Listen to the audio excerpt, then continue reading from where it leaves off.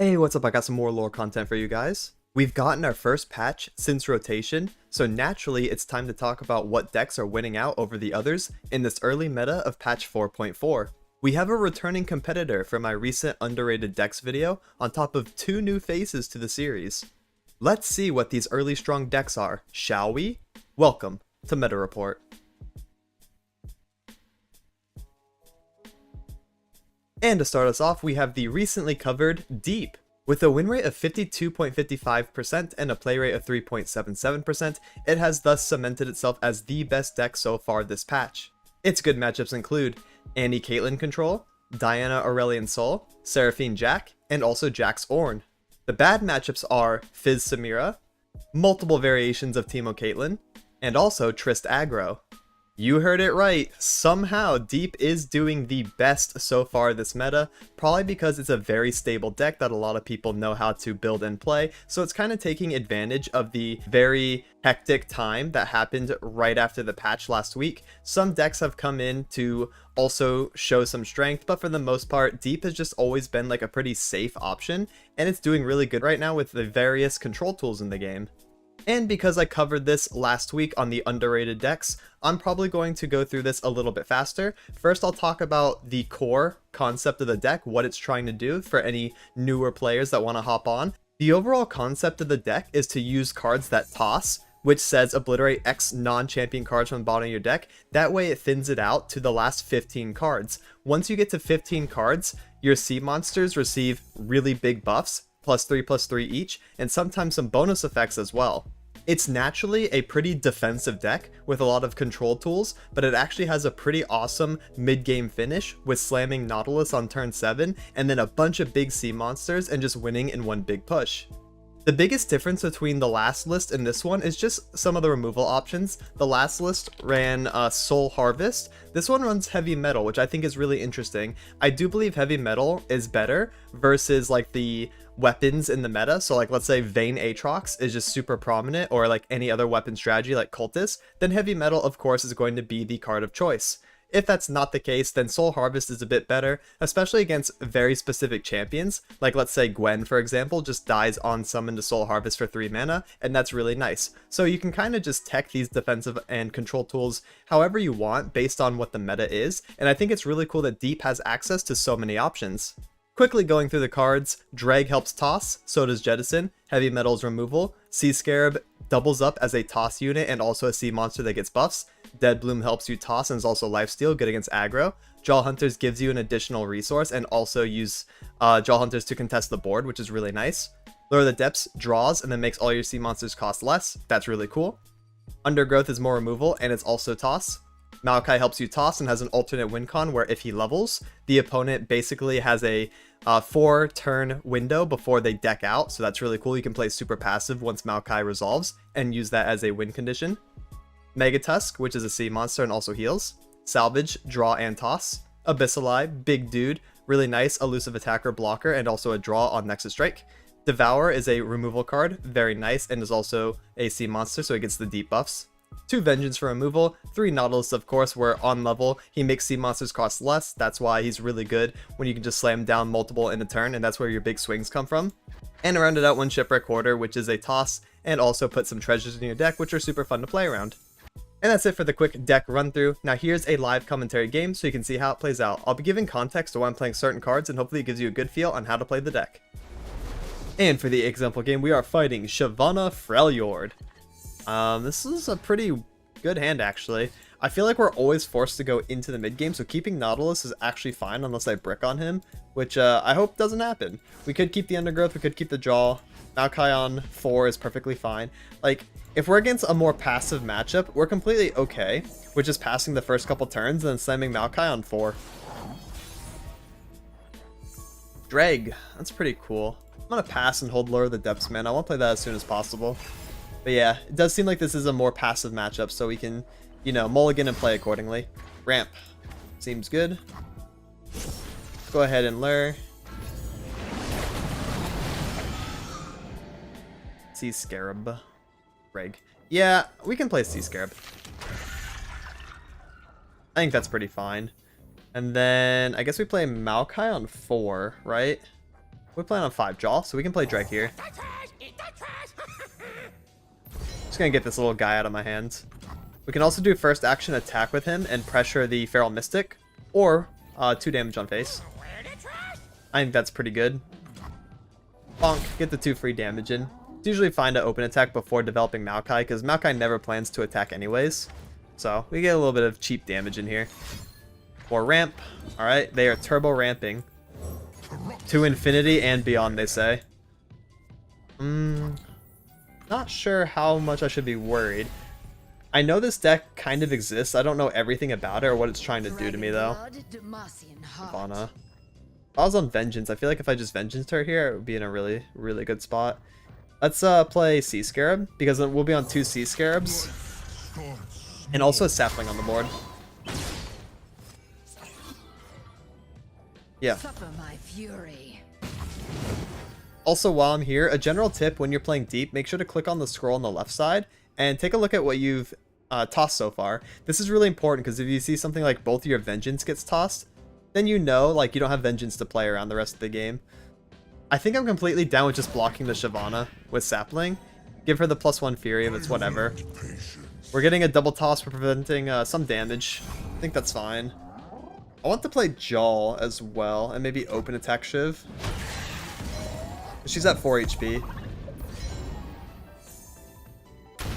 It's safe to assume they have combat tricks in hand, though. Oh, a free Devour is good, actually. We need to go deep. We're 8 away. Ah, single. Alright. That is rough.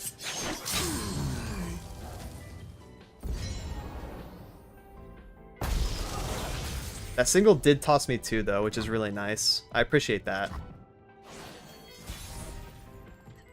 Mega Tusk. I wish I could play him alongside Maokai. I'm 1 mana short, even after the lure. We could try to do Devour the Depths first, get form up, and then I match it with Undergrowth. It's kind of nifty. I think it's a good idea, especially since the Devour is free. So this basically forces mana and a resource from them, just as a response, and it's pretty low commitment for me. I'm going to try Undergrowth to match form up, and then I can also swing into it with Jaw. So we're just threatening a lot of damage on the Shyvana here. 3 Sisters, a Fury. Yeah, Fury's really, really good. Really good for them. So let's her to 7 for the turn. Alright. I can't match that with Undergrowth. You got it. You got that. I think I'm going to try to grab her though, right? Undergrowth here. I can grab Shyvana and then push a bunch of damage. Because we'll be deep once Jaw attacks Shyvana. That's where attack order is going to matter a lot. You do Jaw first, and then the Sea Scarabs will see Jaw die, and we'll go deep during the combat. I mean, as long as this resolves. Single? Yeah. I think that still gets me there. There are none like me. Yeah, this makes me really wish I had the Vengeance. If we just Vengeance her last turn, we'd be in such a good spot.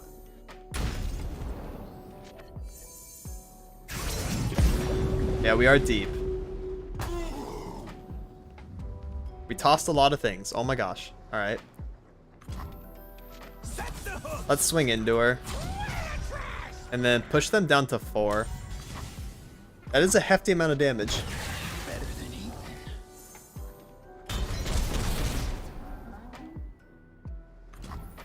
Yo, where are my Vengeance? Have we seen them get tossed yet? I don't think so. Where are they at? Adrigan. Oh, that's what they're doing. That's really cool, actually. So ramp into Cadrigan. I guess that's a way to cheat him out, and that makes a lot of sense. They also have Strafing Strike, so they could kill my Nautilus. But I mean, that's all they can do, right?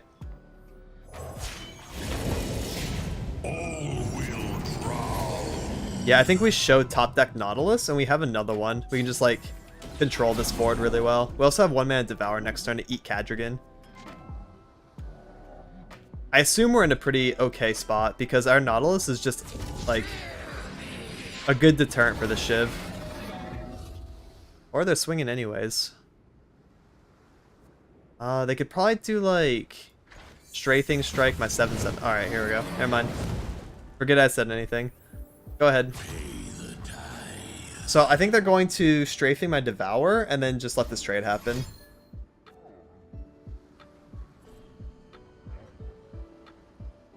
There's no way to keep Shyvana alive. Yeah, so it's just highest value, strike. Eat my big fish. I can replay the Nautilus.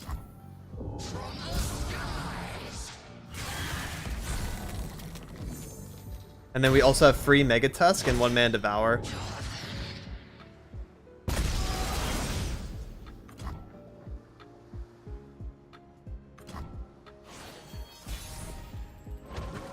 Alright, because we need the discount, so we're going to play our big boy first.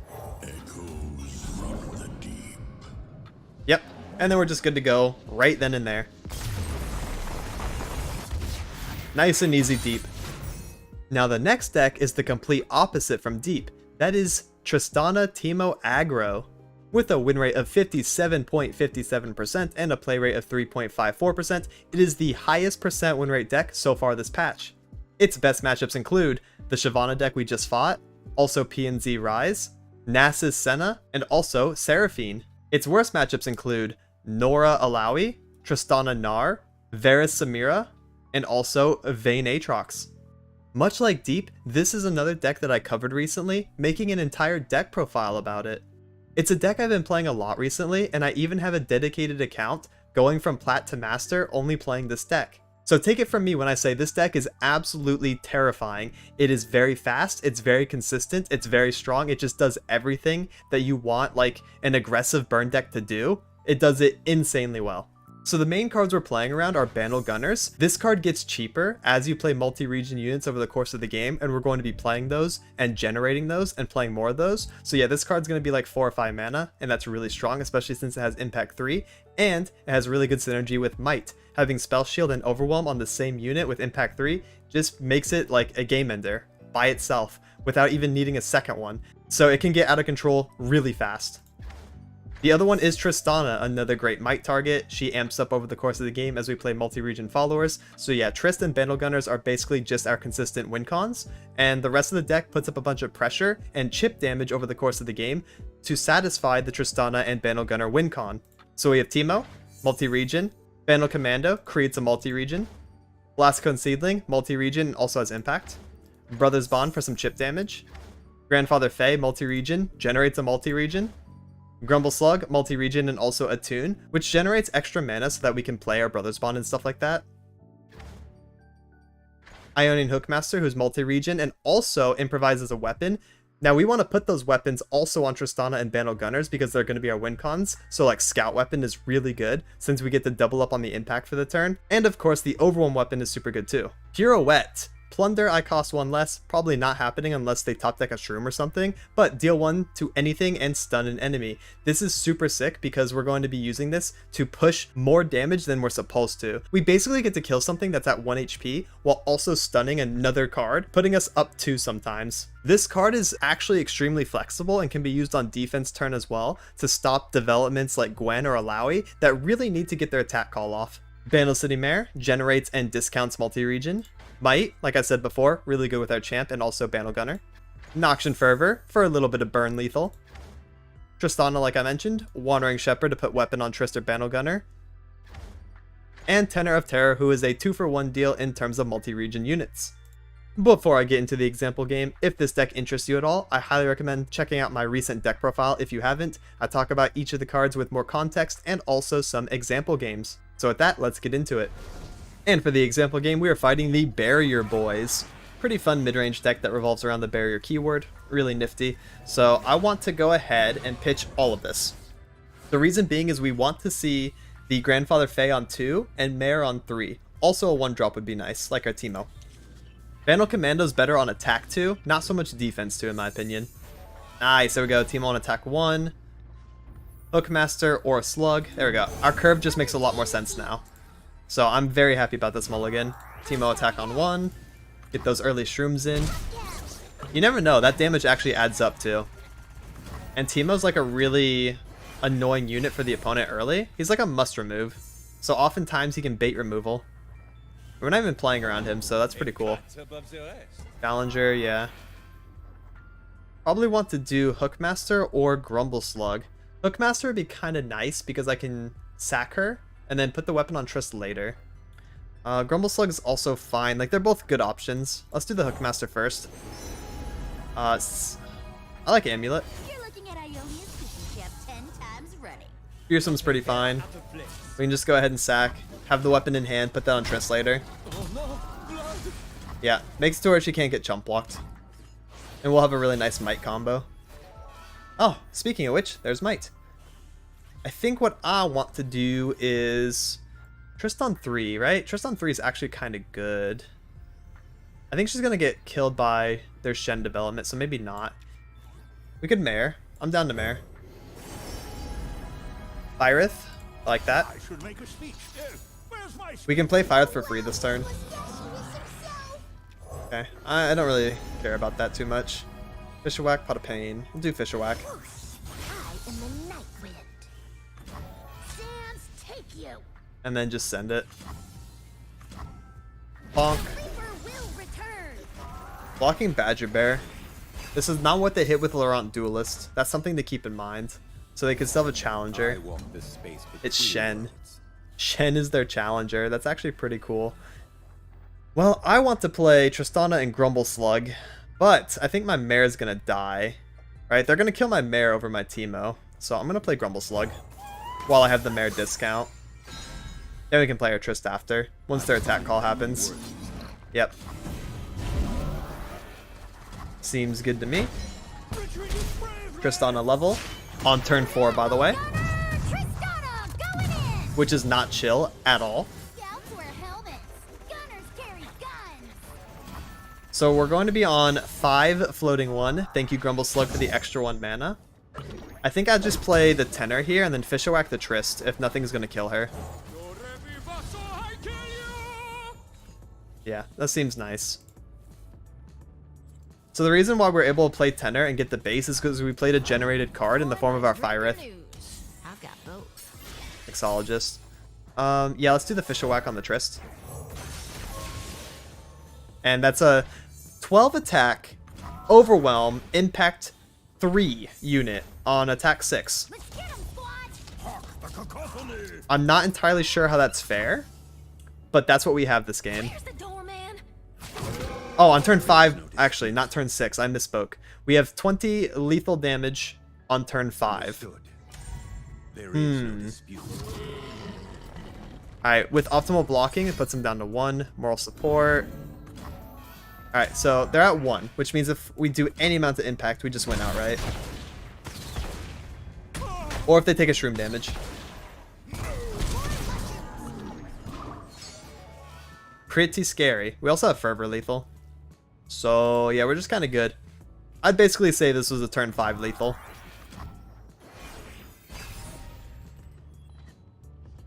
Let's gonna slam it first action, right? Only have to worry about single. I guess we could probably play the turn slow. Not feel. Think. So we need to keep 3 mana in the pocket. We can play Bandle Commando. I guess that's fine. This mama is the beast mama. Shen's gonna kill what? Trist? Our wills align. I think it's okay. We let this happen right now. We could also do Fervor next turn. Because I'm a bit worried about single combat. Let's just get Pot of Pain. Sometimes you're the fish, sometimes you're the We have 1, 2, 3 threats for their lethal. So I think we're in a pretty good spot here.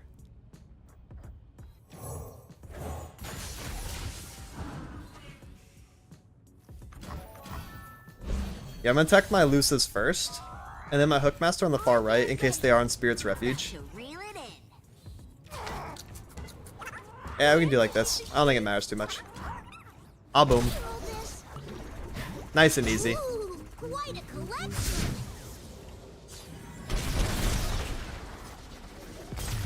And the final deck I have for you is Samira Varus. With a win rate of 53.19% and a play rate of 2.63%, it is a very solid choice for climbing. Its best matchups include Kayn Aatrox, Nasus Senna, Maokai Nora, and also Vayne Trox. The worst matchups are Swain Alawi, Nora Alawi, Lysandra, and also Nar Nora. So this deck is really interesting. For some newer players that doesn't know what's going on, I should probably talk about the Cultist concept and the Runeterran concept. So Varus is a Runeterran region, meaning that he doesn't belong to any specific region. He is one himself, and it also comes with some deck building restrictions in order to run him in your deck. So we run Noxus, and we also run Varus region. Varus allows us to put cultist cards into the deck from any region. So that way we can run like Targon, we have Shurima in here, we have Ionia, Noxus, all kinds of stuff. And we can also run cultist spells from all the different regions. That gives us Bilgewater, Freljord, all kinds of cool stuff. With that, the theme of the deck is to play a super combo heavy win con, very akin to Lee Sin. And we're going to pull off this win con by targeting allies over the course of the game to level Varus, also level Samira at some point, and then attack with big Varus because he has Overwhelm multiple times a turn through the Samira rally mechanic. So for the deck specifically, we have All Out, which is a really strong buff. Forsaken Bakai, who's a cultist and also makes the deck a bit more consistent. Noxian Tailstone's a little bit of a flexible option. We have Sharpen Resolve, and we also have Whirling Death. Sometimes weapons are lost, but usually not. Usually it's one of these two, depending on what you need. 2 Darkened Ballista, we want to play this pretty early. That way we turn on Lunari Cultist, which gives us 2 gems. Now this is good because if we resolve both, that's 2 points for the Varus level. We have Ionian Hookmaster, a little bit of weapon synergy for the same reason. Get the cultist going, get the spells going. Momentous Choice, one of the other spells that gets turned on by us equipping at some point, 2 mana. This is also 2 separate targets for Varus and 2 separate casts for Samira. That's where a little bit of the combo synergy comes in. Samira herself, when I'm summoned or strike, create a flare, so that's a free spell that we can use if we use the challenger one that also levels Varus. So yeah, there's actually a lot of combo potential between these champions. A lot of what they want to do kind of just synergize together, allowing us to fulfill both of their win cons at the same time in a very scary way. Once she levels, every time you play 6 cards, you rally. So that's where our multiple attacks a turn are going to come from. Basically, think of it like a Katarina, but a bit easier to pull off. Next, we have the Violent Discord, which is a pretty good removal spell. Ambitious Cultist. Once you've equipped an ally this game, create a new spell that costs 2 in hand, so that's cost 0 this round. That's really nice, just get a free spell to play around. Furious Wielder, good strike spell, can use this during combat, or just use it to stop one of your opponent's win cons from developing. Expanse's Protection. This is basically 2 mana spell shield, and that's really nice if you have 1 or 2 of these, and then you're also trying to play through your Samira and Varus wincon. Being able to protect Varus from a big single target removal like Vengeance is really important. Unending Wave, which is a draw card, helps refill the hand once you're done using all your little cheap efficient spells to level Samira and or Varus. Varus himself, so basically on level, this is where the power is coming from. He has Overwhelm, and the Darkened Bow can give him up to 10 attack. Just by casting spells. Whenever you play a spell or equip an ally, give me 1/0, max 5. Yeah, when he's leveled, it reaches max 10. So you can get the Darkened Bow up to 10, and then you can also continually buff him with like Momentous and also the All Out after that. And he can reach upwards of like 14 attack with Overwhelm attacking twice. So very scary. And to round it out, we have Unforgiving Cold, nice defensive Frostbite. And that's it for this deck rundown. Now here's a live commentary game so you can see how it plays out. And for the example game, we have the Ascended Sun Disc. What's really cool about this deck is I actually have the Varus skin, and that makes me happy. Let's go ahead and pitch a Momentous, probably the Protection as well. May not need it, especially in the early game. Keeping 1 Momentous and Lunari Cultist, usually a good choice. That way we can just kind of like turbo level. We need to see a weapon or a weapon master as soon as possible. That way we can get all the effects off with our cultists and also our cultist spells. Samira early is usually kind of sus, so I don't think I'm going to do it. I'm just going to play the cultist. Samira early is actually really bad in this deck, unless we're on multiple Samira. We want to make sure we level her and use her as our win con with Varus. Yeah, seems good. Once we cast 3 cultist spells, by the way, we can also tutor Varus directly to our hand. So that's super nice. Adds a consistency to the deck. We just have to cast cultist spells. You feel it too. So I'm down. Let's go ahead and do that. I wish I was on a weapon in hand. It'd be so nice here. But beggars cannot be choosers, I suppose. And just pass. Another one. Alright. Double roiling. Ballista. Ballista's pretty cool. Could probably just put it on her and then swing, right? If I do Samira, she's gonna get roiled. Do I care? I kinda care, especially now that I have the weapon and the cultist stuff ready to go. Let's just equip. Gem, gem. Gem, gem, gem, gem. Merciless. No big deal. We can gem. We could also play the ambitious. Yeah, let's do that. What is Create a fleeting, shady character, Chempunk Shredder. That's kind of useless, isn't it? It is kind of useless. Observe the tension. Yeah, and then only send the 3/5. We want them to swing into our cultist, our Lunari one. You're dead meat. Nice, this is good. Hunt down. Yeah, there's no reason to play this.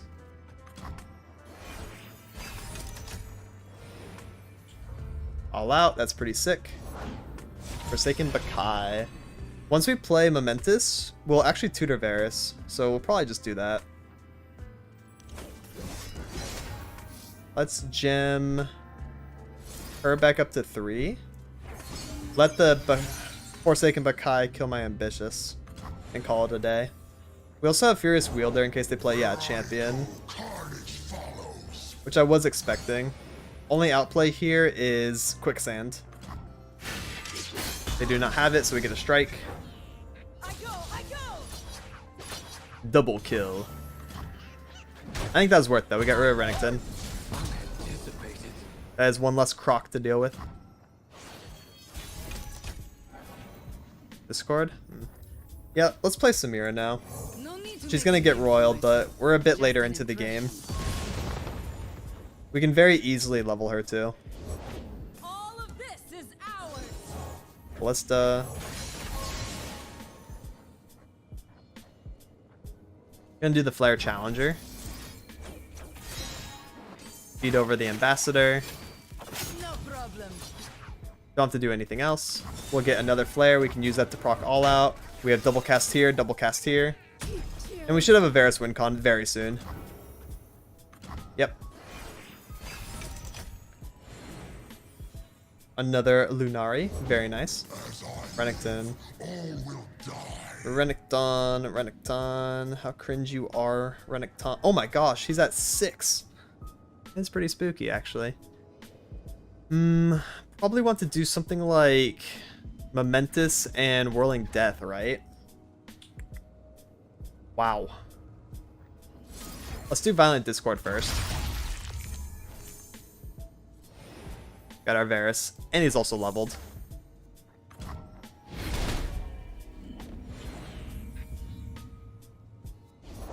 Soothe. I'll drown my troubles. Soothsayer. I see. I see how it's gonna be. Beware those who have nothing to lose. Only revenge will quiet our minds. Alright, we're gonna need to get another Samira Pronto. Desert Duel. Strike each other. Okay, we can Momentous that then. Or we could also Flare all out. Basically it does the same thing. Flare. Level Samira. Just when you thought you'd seen it all.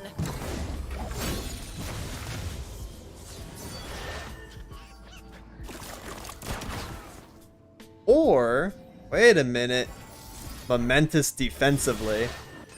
Since he gains 1 attack every time we cast, he's gonna go up to killing the Renekton anyways, and now the Momentous makes him live the strike. Meaning they just killed their own Renekton with the proactive Desert Duel. Ah. Hey yo. I saw it last second before I committed.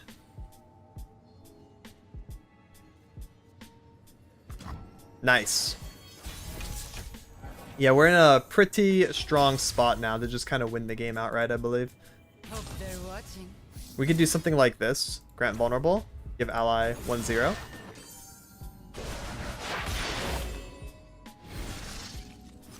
And then swing. Then we'll play cultist, gem, and then we get to attack again. while also getting a free flare. I want that free flare this turn.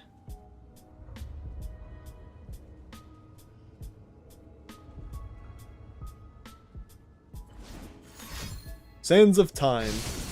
That will slow me down a little bit. I don't think it's enough. We'll see.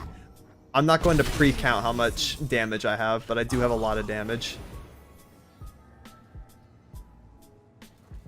Like, I have a lot of damage about to come out. Cultist. Grant me your power. Let me end our war. Our revenge comes Gem. first, then your petty war. Gem. Try to keep up. That's a rally. Blink and you'll miss me. Yeah, and then we deal 1, and then we do all out, and then we have, yeah, way over damage. We have plenty. Holy moly. This is definitely one of the craziest meta reports so far. I never would have imagined seeing Deep in the #1 spot, but every stats website I use has it there, so it just must be a good deck right now. We'll see how the meta shakes out in the next week, and I'll have another 3 decks to cover next Monday. This has been Meta Report. Thank you so much for watching, and have a good one. Laters.